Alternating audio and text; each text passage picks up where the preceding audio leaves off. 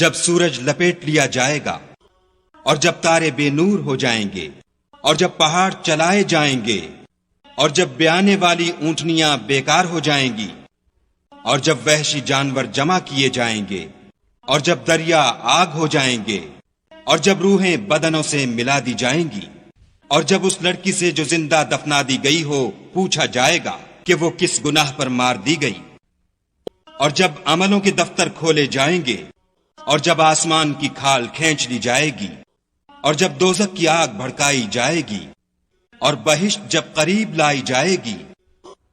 تب ہر شخص معلوم کر لے گا کہ وہ کیا لے کر آیا ہے۔ ہم کو ان ستاروں کی قسم جو پیچھے ہٹ جاتے ہیں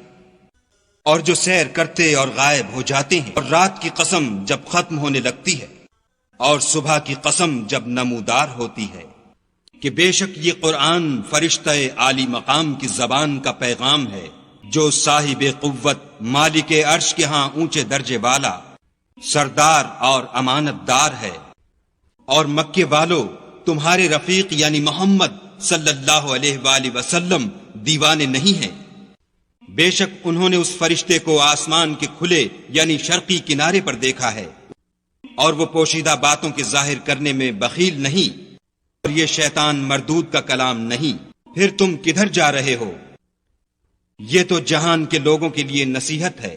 یعنی اس کے لیے جو تم میں سے سیدھی چال چلنا چاہے، یعنی اس کے لیے جو تم میں سے سیدھی چال چلنا چاہے، اور تم کچھ بھی نہیں چاہ سکتے مگر وہی جو خدائے رب العالمین چاہے۔